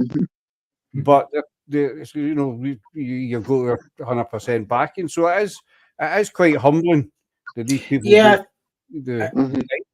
I think we focus a lot on the negativity and the paranormal community as such. I know some of these guys are more in the history side of things, but for that, there's so many good people out there. There is so many good people in the paranormal community who, are willing to give their time and, just like us, they're just passionate about it, aren't they? Aye, and they don't want, I've never had anybody say, well, how much am I getting paid for it or something? Nobody's ever asked us. I tell them, well, you're getting zero, basically. That's zero across the board. So, it is a good way to meet people. It's a good way to learn, because let's face it, none of us are. I've got a few. I'll cover the comments 2 seconds. Let's face it, none of us are brain boxes. None of us are experts. Although some people do claim to be. Oh, we don't like that expert word, do we, Scott? We don't like the evil, shall we say? Oh. And I've learned a lot since doing these podcasts, even how we do podcasts. And I'm not just talking about. I've learned a lot in the paranormal, but I've learned quite a bit in how to do podcasts and how to try and make them better, and stuff like that. I no doubt you yourself and all of them have found. Across the board, yeah, we're always learning, whether it's paranormal investigation, whether it's podcasts, whatever. It's constantly evolving. It's constantly looking to see what others are doing and saying, well, actually, they're doing that's better than what we're doing. I like that. I'm going to pinch that idea. And it's always. I mean, that's what the paranormal should always be about. Anyway, it's always learning. Aye. But then you get the other side of the coin as well. These people just go around and they kind of hide behind the chat and they steal ideas and make it out to be their own and all that bollocks. There's no time for that. I'm going to bung some comment. You're too curious, Scott D. I don't know who that is. I don't know. I can't see whose name that is. Have any places that have stayed with you? Please excuse my words. I have 3 thoughts in my brain. I think that's meant to be haunted. Yeah. The haunted have stayed with you. I'm not sure. Followed us home or just. I've never had anything follow me home. Certainly I've been to locations that have. Yeah, followed us home. Yeah, no, I've not had anything that's followed me home. No.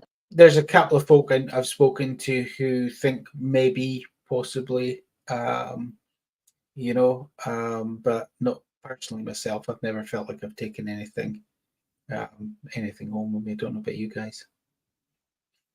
No, personally speaking, no, not to date. No, we've always been quite lucky. In the locations we've went, we've never had anything negative, or I know people that have had stuff affect them once they get home. John for GSI, who was on last night, he sort of top of the list, but not to date. No, I've had places that have stuck in my mind, like Loudon Kirk, locations where that you keep thinking about, but we've never had anything. Personally, I don't know about Craig or Laura or Sarah. No, never had anything. No. like you said, we've always been really lucky, and we've always had sort of like more benevolent ghosts, nothing really ominous or anything like that, so. But this expression always makes me laugh, Scott. I don't know, it was part of my French. Was the expression. Is that? Yeah. She's French. Yeah. Right. It's not a D, it was a smiley laughing when you asked me. Right. It came up as a D. Yeah. See, it says D there. Yeah. Well, that's a smiley laughing thing. American ghosts are gnarly. No manners, they will attach. All the comments appears very, very late. I do apologise for that, Lawrence. I do apologise. But I mean, I believe spirit can follow you home, if they want. Yeah, I count myself lucky. I'm a short, fat, ugly bloke, so they probably don't find me that attractive. So somebody else probably. Not like you, Scott. I know. I'm surprised. I'm really surprised you haven't had an attachment or two by now. But no, joking aside, I mean, I've heard reports you say you know folk who have as well. But yeah, thankfully, no, not myself. It's when you get these teams, people, individuals, whatever you want to call them, and they'll turn to say, "Well, we did an investigation last night at a castle, and the ghost of Sir William Wallace followed me home." Yeah. Yeah. Because that's what he's going to do. That's William Wallace. Stuff like that. You think it's just ludicrous. I mean, I've heard of people going home and they say, and I felt a wee bit uneasy if I was being watched or something. Fair enough. Is that maybe their mind still on the investigation and they felt, being watched? Maybe they've been watched, but the old demonic attachments and all that bollocks, it doesn't happen. Well, in my mind, I've never known it to happen to. It's beliefs. It's beliefs, isn't it? The D word is not something that I believe in. I know a lot of people do, but I think it comes down to beliefs. I've always said that, and I know, Scott, you're the same. Yes, you get evil ghosts, because if you were evil in life, you're not going to suddenly be a nice guy in death. If you're hanging about, you're still going to be nasty. So yeah, there's still that nasty element, But yeah, things affect. I mean, as I said, what happened to me on Saturday night has been playing on my mind the last couple of days, and as I said, it's the longest paranormal hangover I've ever had. So, but yeah, I don't. Yeah, I think the other thing, I don't know as well. When people talk about things following them home, are they closing down sessions properly? Are they being respectful all the time, and whatnot? So yeah, it's the closing that we don't do it. We used to do it, but we kind of stopped doing it. But every time I'll leave an investigation, as we were saying earlier on, you don't actually need to speak out loud. Yeah. I'll say, well, you need to stay here. Thanks for talking to us, and we'll see you again. I know a lot of people, maybe give it all the spiel, and no offense to them, but to me, spirit's basic. And if you just say a basic, thanks for talking to us, we'll see you again. That's it. Plain and simple. The spirit knows, well, they say thanks and they're going to come back. That's fine. Some people might say that's bollocks, but who's to say that's not the case? Well, we don't know, do we? So, as I've always said, I speak to them as I would speak to any other fellow human, with respect. Because I lost my leg. My devil still had blood problems. Thanks very much, Nicole Doll. Because as I said many a time, and we've spoken about this as well, Liam, that you're the exact same over there as you are here, except you don't have this you know. Yeah. Yeah. And you were saying earlier on about that spirit that likes redheads. You know, you probably find in the physical that he likes redheads. Yeah. You know, when he was here. Yeah, we've had other connections where, you know, we work with a medium or whatever, and it's like the connections there because actually the person reminds them of possibly their wife or their husband, or you know, so there is this attraction. So well, that's happened on a couple of occasions. You know, we've had that as well. So you know, it's human nature, isn't it? Aye, it's I just want to like add, we were talking about spirits following you home. We, you know, I personally believe, you know, and that's because we've had proof of this, that a spirit can follow you about and stay with you. You know, I'm not talking about an evil spirit or any demonic or any of that, but I'm talking about somebody who was close to you in this life. You know, would you think, Liam? I'm a firm believer in guardian angels. It wasn't really a term that I thought much about before I started doing this work, but the amount of stories that I've been told, I firmly believe that every one of us has somebody who's from the other side who's looking out for us. And they will make their presence known, you know, at times of danger, at times of worry for somebody. So yeah, I'm a firm believer that that there's that close family connections, you know, are there. Definitely. I'll cover you in a second, Craig. I'm glad you said that in times of worry. I've asked this question before, and again, some people might think it's bollocks, but you know, there's times in life where we might have a problem, you know, whether it be financial, whatever, and there might be a deadline. Say it's a bill you have to pay, right, by the 30th of the month, you know, and the weeks are passing and there's no, you know, there's no sign of how you're going to solve this issue. And then at the very last minute, you know, the 28th, I'm only using the 30th as an example, the 28th, 29th, a solution pops up just out the blue.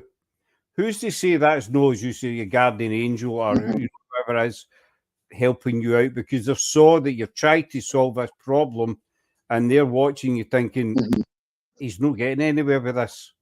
So I'm going to step in.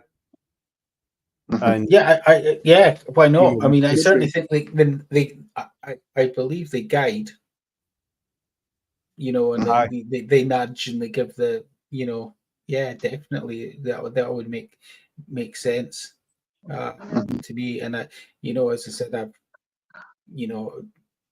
had people tell me genuine stories that of things that have happened to them in their lives, and it may be a one-off where they've seen, in one case, saw a dead family member, and it was a warning to what was coming next on the same evening.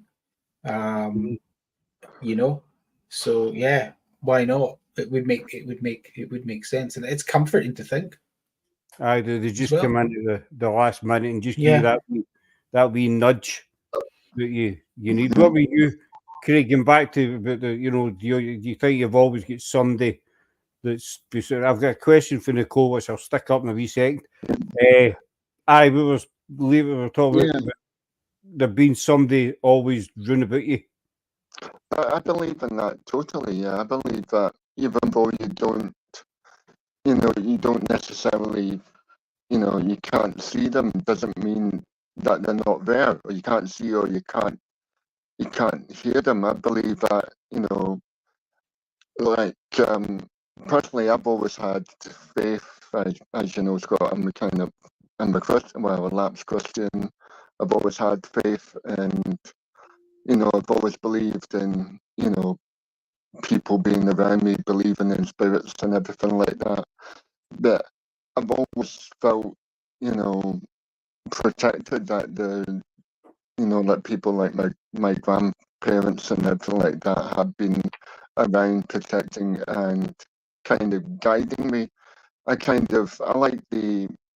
like the general thought that the little voice in your back of your head is the guardian angel guiding you, into that thing, that little voice, that little bit of inspiration, that little bit of, push, where if you're doubtful about something and then suddenly a thought will pop into your head, that's your kind of like your guardian angel side of you that's kind of guiding you towards doing the right kind of like thing, or steering you away from the sort of like the wrong stuff, the bad feelings that you can get from certain situations. But I feel definite comfort from the idea that spirits don't leave you, especially the spirits that are connected to you, like your family or those that are passed on. They're in some way sort of like still up there, still guiding you, still looking down, and still helping you with decisions and your life. So yeah, it's kind of like that little thought at the back of your head, just keeping pushing. Could be something, could be that inkling of that spirit. It's a great Steven Spielberg film called Always, which kind of goes to that. It's about a guy that dies in a plane crash, and he goes back to Earth as a kind of guiding spirit for another sort of like another pilot. And he just kind of like he's the niggling, the little voice that's in the back of the head, So it's kind of like it's interesting. It's a kind of like different way of sort of like of looking at it, and I just always thought that said the little voice in your back of your head is somebody, that spirit, that bit of your past, that person from your past, just kind of guiding you. So I know exactly. I mean, I've told this story. I'm not going to tell you because I know that I've told you about the seatbelt story. I've not told Liam. Yeah. I'll make it short. Years and years ago, I used to drive trucks and vans, and long time ago, before the seatbelt law came in, I never ever wore a seatbelt because one of my friend's mums, she was killed in a car crash, and the reason she was killed was because she got trapped inside the car. Her seatbelt jammed. So I never ever wore a seatbelt. So I was doing a run to Carlisle one Friday, and I finished my run. I came out of Carlisle and I parked in a lay-by before I headed back to Glasgow. And just as I was about to say, I kept getting the back of my mind, put your belt on, put your belt on. Just a stop, put your belt on. So I did. I thought, you know what, bang, I'll put my belt on. So it was about 30, 40 miles from Glasgow. There was a tailback, and I was at the back of it, and it was a clear summer's day. I was in a transit van, and I stopped at the back, and seconds later, this other van went into the back of me. The police says he was doing about 70 miles an hour when he went out, and he totally destroyed the van. And the police have said if you hadn't had your seatbelt on, you'd have been through that windscreen. Yeah. And people say to me in the work, and my own family say, you never wear your belt. Why'd you put your belt on? They weren't sad that I put my belt on, it was a case of, why'd you do that? It was a case of, you never ever wear your belt, because I was quite famous for it. Folk used to tell me, put your bloody, no, I'm not putting it on. Yeah, I can't explain it. Just this voice was telling me, put your belt on. I was told a similar thing. A friend of mine, she had the opportunity to go and see, it was Chris Conway medium in Inverness, and she took her then partner, who was a total skeptic. He was under the impression that he wasn't getting a reading, but Chris turned on him and said, you were due to get in a boat 5 years ago, but you didn't go on that boat. And he turned around and he says, yeah, he says, I was supposed to go. And he says, at the last minute, he says, there's something in the back of my mind saying, don't go, don't go, don't go. and the boat actually sunk, and everybody on it was lost. And the medium turner says, "Yeah, that was your uncle. Your uncle was telling you don't go." So yeah, and what you're saying there, Scott, as well. Yeah, it's 100%. I'm seeing some of the comments there as well. I'm just going to with regards to them. stick them up. But it's that voice. Just, but it wasn't a voice. It was, I thought, put your belt on. I thought, yeah, I'm going to put my bloody belt on. I have one more question. Of all the places in the world, where do you guys think has the most paranormal activity? Yeah. I'll go last. I don't. That's a really tough call, isn't it? I mean, it depends when you go, where you go. There's no guarantee. I've been to locations that are supposed to be off the chart and have been rubbish. And then I've gone to other locations in the past. I don't do it now, but I used to go to some, nothing here, and it's been really good. There's a lot of hype, isn't there? I mean, I always say the East Drives and these kind of places, I've spoken to quite a few people who've actually investigated in them, and nobody's impressed by them. In most cases, as soon as a location is basically running itself as a haunted location, and making a living from that alone, it puts question marks in my mind. I'm told Gettysburg. I'm told Gettysburg's supposed to be. You mentioned Gettysburg earlier. The railway depot in Gettysburg is supposed to have 17 different ghosts. I read once, so that must be fairly active. Place. Ghost Hunter did a thing there, and they picked up quite a few. And there was also a house that was nearby that's kind of like they heard gunshots or something like that. Or I don't know, but the train station there was supposed to be sort of like a soldier but walking up and down the station or something like that. I remember seeing that in Ghost Hunters. It's a place I've always wanted to visit, Gettysburg. Yeah. Very interesting. I mean, Edinburgh as a whole, again, I've never, maybe I should actually try and count up the amount of different haunted buildings in Edinburgh. But yeah, I think it's a really hard question to answer that one. I'm sorry, Nicole. Well, it's kind of like if all the dead people in Greyfriars got up and walked the earth, then Edinburgh would be overrun. I think indeed most of Scotland would be overrun. Yeah. It's like Greyfriars. They say basically the bodies of Greyfriars are barely now about an inch below the ground. Because they keep in bad weather and it's raining and everything like that. You can trip over bones and things. They had sort of like the bones have come to the surface. Jamie, who's based in Greyfriars, he's got a wee tray, and his shoulders it, and it's wee bits and pieces of bones that he's found. Just walking about the yard, he's found them, picked them up. Yeah, the rabbits get them up here. The rabbits dig up bones up here.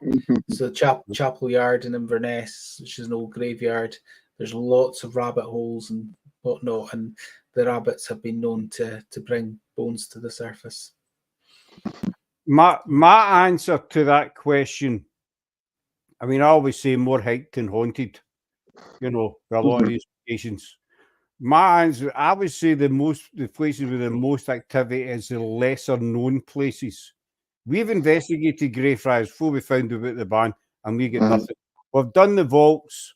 One set of vaults we get nothing. We actually left early. The other Nidri vaults, we got some activity. Not a lot, but we did get some. But for personal experience, the places that I've found are more active are the places that are lesser known. For instance, Loudon-Kirk, Caldwell, a prime example as well. The amount of activity we've had at these places, I would say they're the most active. Yeah. I mean, Touchwood House for me was will always. I don't think it'll ever be beaten for activity and the variety of activity that happened in that house. And that was things that I even physically saw with my own, with my own eyes there, let alone what we picked up on equipment and whatnot. So yeah, I totally agree with you, Scott. I think you're right. I think and it might sound stupid, but at the end of the day, it's basic and simple. I think the reason you get more activity at these locations is because spirits there, nobody bothers with them. Nobody ever goes to see them. Whereas East Drive, there's people in there 7 days a week. Yeah. But if you get places, like you were saying there, and Loudon, etc., places people never go. Who's to say the spirits? Oh, wait a minute, there's people came to see us. Yeah. Let's go and say hello. Who's to say it's not as simple as that? But the personal experience, it's always the places that are never spoke about, that not a lot of people, you can drive by 10 times a week and not realise it's there. Yeah. That's just my thing. What I know is whenever maybe an addiction or a lot of chaos makes people open for attachment. I think that's true. Yeah. Attachment. Yeah. Again, in a lot of the private work that we do, what we find is that trauma has a great lot to do with people who think that they have an attachment. They may not have an attachment, but some traumatic event in their life is kind of the trigger to start it off. But yeah, there's certainly the theory, isn't there, that if you're in a bad place, you are more open to attachment. And then getting back, if you're in a bad place, whether it's addiction or whatever, as we were talking earlier on about the barrier, your barrier would be done because your mind's doing all sorts of things, and that, so that barrier is, maybe going up and down, and whatever spirit there might see that as a wee doorway, there's a chance I can get in there and the pop. Might sound stupid, I think the other thing is that suggestion in these as well, that what we found is that, certain individuals who might suffer from, depression, they might suffer from anxiety and that, and sometimes they're being fed a lot of rubbish, whether it's by watching TV or they've contacted maybe certain individuals or certain groups. We did a case recently where there were several groups. None of them visited the property, but they all took on the word of the client what was going on in the house and said, you need the house exorcised. There's nothing we can do. You need a priest. And that played on their fears. And they were even more scared then. And then any bang in the house was paranormal. Because it just eats away at them, basically. Yeah. Great, definitely agree. A voice I got into, especially when it comes to life and death danger, my own mental experience, and the ex-Royal Navy. But as it's that instinct, it's, who's to say that's your spirit guide, your guardian angel, whatever people choose to call them. From I sent 3 choices: it was spirit guide, a guardian angel, or 2 reincarnation. I'm just popping through these comments to learn, because there's lots of rules. New Orleans, I think Shannon's replying to the most haunted place in the world. Edinburgh is be a great haunt. Edinburgh is, the amount of history there. We're not saying that spirits don't exist in Edinburgh. They do. Oh, yeah. They definitely do. We've just not been lucky enough to, I was going to say dig any up. That's the wrong way of putting it. To come, we came across the odd bit, but Edinburgh is definitely probably one of the most haunted cities in maybe Scotland. I mean, you walk. Edinburgh is lucky because it's got the old town, which is pretty much untouched, and you are walking through history. Whereas most cities, I mean, if you look at Glasgow, for instance, Glasgow was basically flattened and rebuilt. Inverness has been pretty much flattened and rebuilt.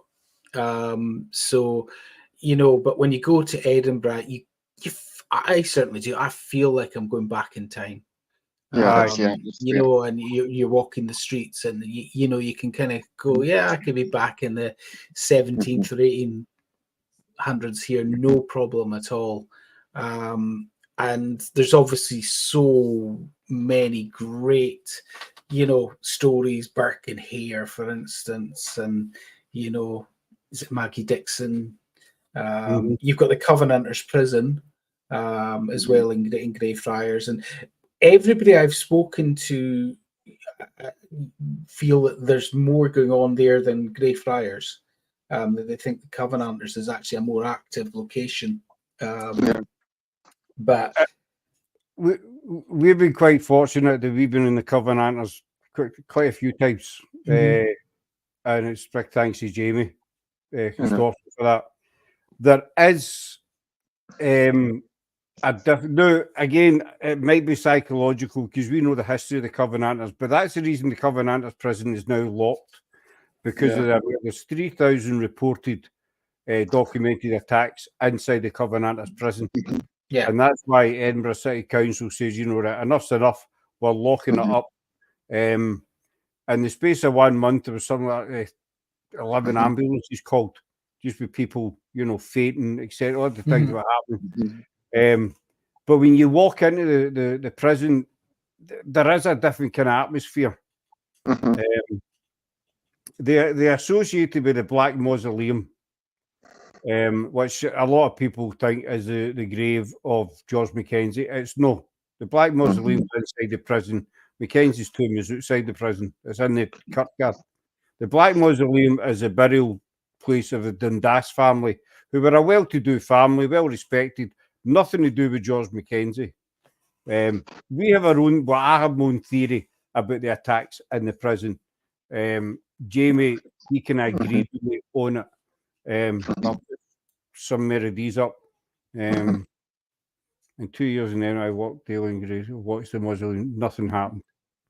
Now, we've been in Greyfriars numerous times. They're definitely, you do feel like you're getting back in time. But thank you. The stones made from building absorb spirits and energy. I mean, our theory about the prison is, you know, for those who don't know the history of the prison was where the Covenanters were. They were rounded up after the Battle of Bonnybrig and brought to Edinburgh. 1,200 of them were locked in. It was just fields back then. Our theory is, well, my theory is that it's one of the old guards. Now, the guards were known to be notoriously brutal. They handed out random daily beatings to the prisoners. Whoever they didn't like that day got a severe beating. My theory is it's one of the guards who still see, because the tombs weren't there when there was a Covenanters time. You know, it was just empty fields. So my theory is it's one of the guards that still sees this area as his. And makes sense. Anybody goes in as either he looks upon him as a prisoner or an intruder. Now, there's been a couple of break-ins at the Mackenzie tomb. And it's been reported that activities ramped up in the prison after these break-ins have occurred. And so people say, oh, it's Mackenzie poltergeist. I don't think that. When you think back to the Covenanters time, Mackenzie was the guards. He was their boss. Yeah. You know, so he was respected by the guards.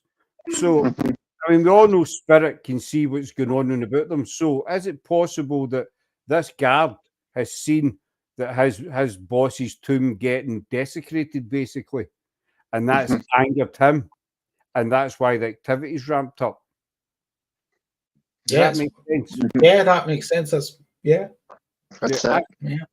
I spoke to Jamie about this, and he says, "Aye, that is entirely possible.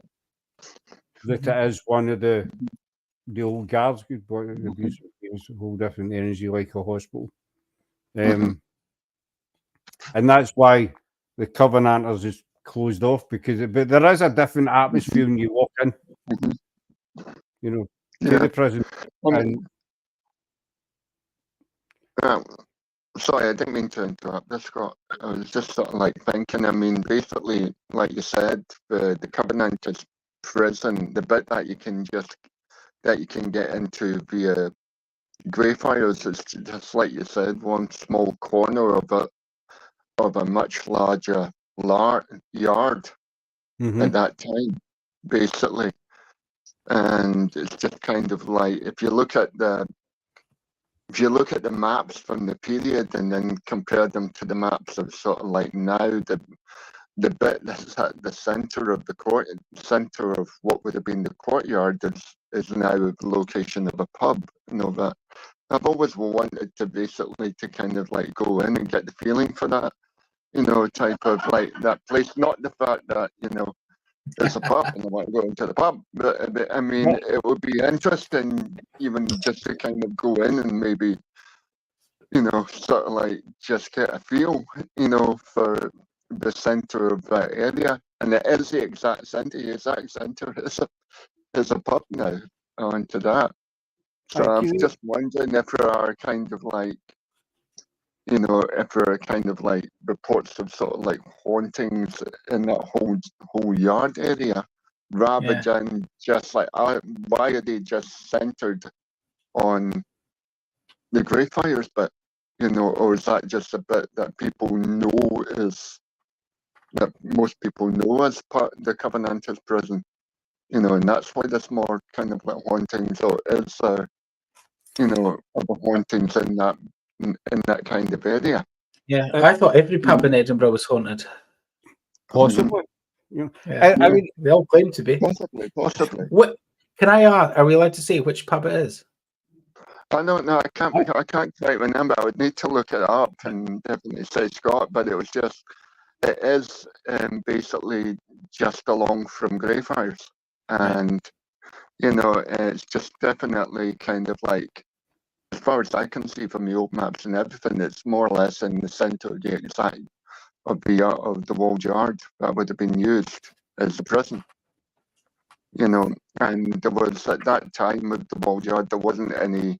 It was an open prison. There wasn't any sort of like coverings or anything like that. Right. During the winter, you were left to the elements, and that's why so many people sort of like died, because you know, you were just left out there to the elements and the cold and everything, and it was just, you know, it was horrible. But there must be, you know, it can't just be concentrated on the Greyfriars, but you know, there has to be something going on for most of the area. It's just always sort of like fascinating me, and the fact that there's a pub in the middle. It's like Culloden Battlefield. If you know that Culloden Battlefield, if you're coming from the Inverness side, Culloden Battlefield's on the right hand side. On the left hand side, you've got Culloden Woods, but actually the battlefield extends well into Culloden Woods. So you're driving, the road you're driving on was the battlefield as well. So I mean, that Culloden Woods has always fascinated me, because again, in theory, there should be activity that's going on in there as well. So I think, guys, you need to get into that pub. I would need to look it up again. That can be a job for Craig, to find out the name of the pub and then maybe have a wee word with him. I might have to visit a few times. That's just, you know, it's a tough job, but somebody's got to do it. But no, I mean, a lot of the activity they say centres around the Black Mausoleum. But my theory on that one is that at the time when it was a prison, that there was some kind of guard post, some kind of shelter hut or something that was there, and so this guy still sees it as his, you know, that particular. This is where he stood guard or whatever it was he did. He still sees it as his. Shannon's asked, "Do you know names of stones so I can look it up?" Mhm. Is that within No, Covenanters or? I don't know. I've no idea. I don't know what No you mean. idea. Paul. As you say, Liam, the old town in Edinburgh it's practically unchanged. You know, obviously you get Princess Street Gardens and then Princess Street, and then it goes out towards Crewe, to all the rest of it. But the old town has kind of stayed the way it would. You know, it's looked for hundreds of years. Yeah. The building's been built up the way. You've still got parts, segments of the Flodden Wall run through it as well. And it's the amount of history. It's the amount of history that people don't realise is there. Yeah. Yeah, I watched a really good YouTube video a couple of months back, and it was old photos of Edinburgh's old town, the Royal Mile, to how it looks now.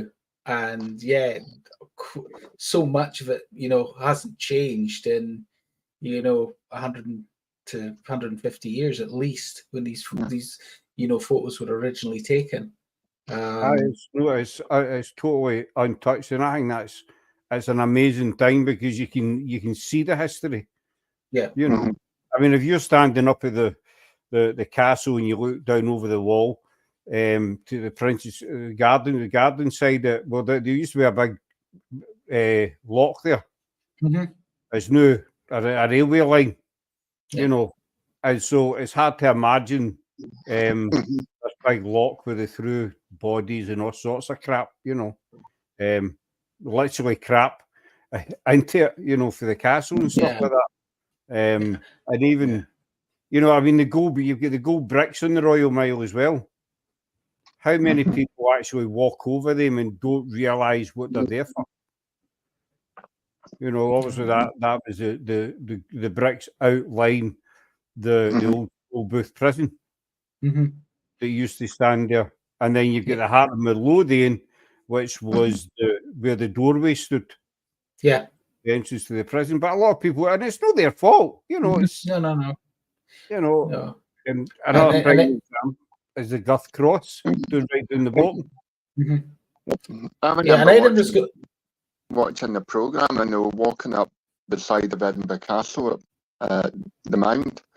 And basically, the guy is kind of like was saying how they used to throw things out of the Edinburgh Castle and everything like that. And a lot of the mound is now made up of stuff that had been thrown. And he sort of like bent down, picked up, scratched a little bit in the dirt, and sort of picked up, and just like it was like a bit of pot. And he's just like, this is like 17th century pot, or stuff that had been just thrown out the windows onto it. And it's just like it was only about an inch below the actual ground of the mound onto it. It's just like, people threw out so much stuff that they were basically making hills out of, I just had much so much history. And Edinburgh's got so many characters as well. Working here earlier, but Deacon Brodie, for instance. They've even got, and I can't remember her name now, but she was like a self-confessed vampire. And she had a vampire club in Edinburgh, and they did drink blood. There was a theory that they pulled folk off the streets. And took their blood, basically. So many kind of dark tales about Edinburgh as well, which I think it makes it even more special. It does, mate, and it's just one last thing. It's the stories that are exaggerated, as you mentioned, Burke and Liam. There's some people in history say they're famous grave robbers. Burke and never robbed one grave. All their victims came from a hotel at an inn that they ran back then. That's where all their victims could be. You had the people in here. They used to get into Greyfriars and dig up all the bodies and take them up to the medical. That didn't happen. They never ever robbed one single grave. Yeah, but it's Chinese whispers, isn't it? And that's you know that's there's so many stories that that we've got written down today that are basically how factual were them. We know these people existed, but after that, how much of this is actually fact? And you only need to go on a walk with some tour guides, and I've heard tour guides in Inverness, some of them, and it's utter nonsense they're talking. But it sounds brilliant, and I'm sure for the tourists they love it, but it's so incorrect. It makes my blood boil. It's like the story of the tunnel. Sorry, Craig. So the story of the tunnel that's said to run for the castle down the Royal Mile. And they sent this drummer boy or piper, whatever, done to find it, and then the music stopped and they were doing hunting for him. There's no such tunnel. Because it's quite simply because the kind of rock it is, I spoke to Jamie about this, it's the kind of rock it is, it's impossible to have dug through it. There was back then. We didn't have the technology or the equipment to actually drill or whatever through this kind of rock. That's how solid this rock is. There's no such tunnel because it was the tunnels everywhere. There's Inverness. They're supposed to be one from the castle in Inverness right under the river to the other side. Which doesn't exist. They reckon actually back when it was stated existed, they wouldn't have known how to do it. Probably the most famous one is Boleskine House. If you're familiar with Mr. Crowley and Boleskine House, there's supposed to be a tunnel that runs from Boleskine House down to the graveyard. Again, there's no proof, why.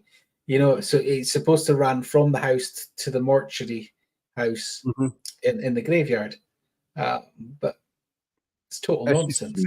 It's just stories, isn't it, to sell? Yeah. Azure Jennifer for America says sell the ghost. Yeah.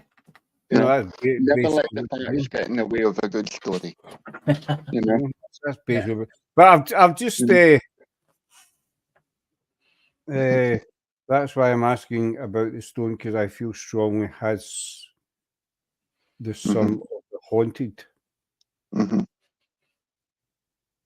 I've no idea what kind of stone it is. It's going back to the kind of stone tape theory that that the energies are in the stone. I think Shannon mentioned that further up. That they're what we were talking, Scott. You were talking about stone tape theory as well. That the energies are I don't think it matters what kind of stone it is. Stone tape theory is quite a worldwide sort of theory. I don't think it's isolated to one particular type of stones, whatever you want to call it. So I don't know. I can't really. I think what we were saying earlier, it's not just stones, is it? It's items. It can be, a personal item, a piece of furniture, or something that somebody really cared about in life or was important to them. I could be energies there. Could be an old pair of slippers. Could be. I mean, let's face it. Everybody in life, I'm not sure we all get slippers, has got a bit of clothing or a certain object that they love and they don't want to part with, and stuff like that. And who's to say once we pass on that we're still not attached to that object if it's still about. It can be anything from a castle to a pair of slippers or a thimble, anything at all. But Craig's away again. I've just noticed the time there. Yeah, that's been a couple of hours, and I notice your good ladies away to bed. So, but I'm going to have you back on, Liam, because it's always great just to sit. It's always lovely to come on. Shall we say? So, where can everybody find you? Quickly, we got coming up. Where can everybody find you? Highland Paranormal on Facebook, or www.highlandparanormal.org is our website, and that's got a link to all our social media platforms. But we're most active on Facebook. So that's the best place to find us. All our events and what we get up to is on there. As I said, we're now regularly putting out ghost stories, local ghost stories and whatnot, and the sort of video cast podcasts will be starting in May as well, and we'll certainly have you guys on at some point. So yeah, but thanks again, it's been a pleasure. No, it's always a pleasure for us. But I'll hang on you just for a wee second or two if we come off. You get anything to add, Craig, before we shoot off? It's just been brilliant talking to Liam. It's been ever educational as usual, and it's just so really like good. So really enjoyed it, and looking forward to kind of like to doing more. You know, we certainly will be getting them back on. Don't worry, and hopefully some of his other team, if we can snare them. But I'll keep you for a couple of seconds. I says, buddy. So that's us for tonight. So big thanks to Liam for coming on for over 2 hours.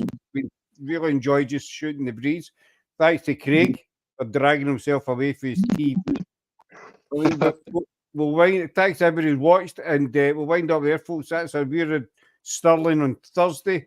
Probably do a wee live. We're going up to start doing more filming for our Wallace Trail.